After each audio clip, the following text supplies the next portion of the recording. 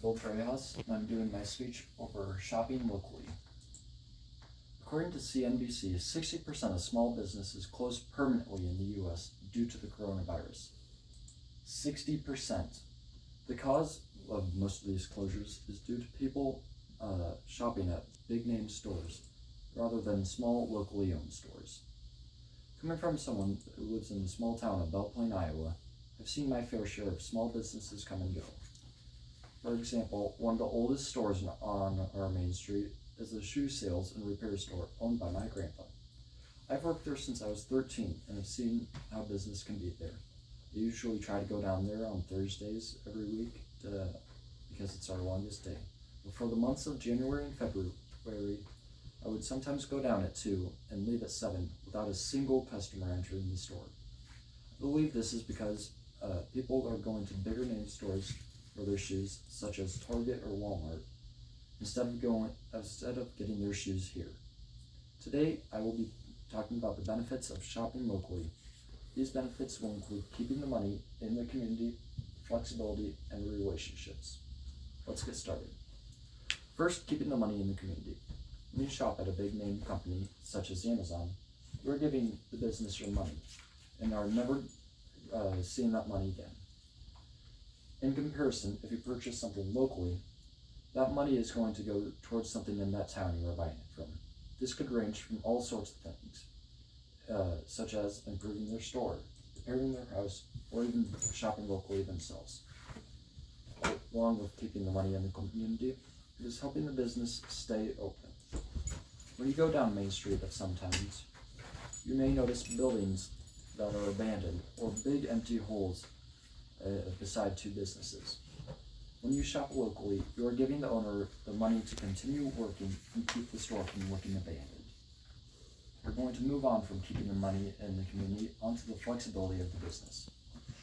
Flexibility of the business means two things. One, hours that they are open, and two, what they are selling. Let's start with hours. In the shoe store, we are usually open from 8 to 5:30 during the week, with the exception of Thursday when we work until 7. If you need to drop off your shoe for repair, but are working those hours each week, or are not able to make it due to the living distance, you are in luck because the owner is very nice. If you call ahead and say that you aren't able to make it until 6, then you will keep the store open until then. You try that at some bigger place, such as the Coral Ridge Mall, they'd say tough luck. Another example of flexibility for small businesses is the ability to work with the customer to find exactly what they need. There's been many times someone comes into the store looking for boots, but none of them are what they want. So Grandpa will take out the catalog and start going through it to try to find the boot that the customer would like. He will then order the boot for the customer and have it within the next year. If you go to Walmart and you don't have what you want, if they don't have what you want, then they'll tell you just to go somewhere else. This leads us into our third point, the relationships. When I say relationships, I mean the customer and the owner or workers. A great example of this can be found in the TV show Cheers. Every time Norm enters the bar, everyone always cheers, "Norm!" Sam, the owner, would then ask how his day was, and he would respond, "The usual." Because of this, Sam will say he's sorry, and then give him a free beer. Norm doesn't need to explain why his day was so bad, because Sam already knows what's going on in his life. Another example is at the shoe store. My grandpa has a memory like a steel trap when it comes to shoe sizes. Like when I went over to talk to him about local businesses, someone came in, and Grandpa knew exactly the shoe size he was. This is important because it saves time in a way that he isn't trying to fit the customer in a size 16 when he's trying to wear a size 10. And it makes the customer happy because he feels the owner remembers him. Another form of relationship the owners have with their customers is their families.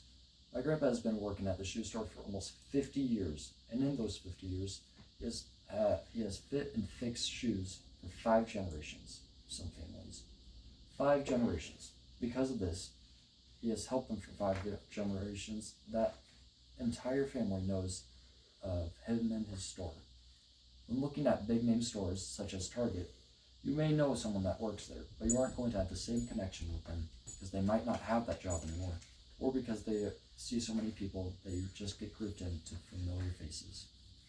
In conclusion, shopping locally has many benefits for you and your community. These benefits will include making the town prettier, having flexible hours and items, and forming relationships with the owners. Brand stores might have cheaper prices on their items, but local businesses create a nicer, easier experience to buy items you need. As you leave today, think about what you can do to support local businesses. Thank you.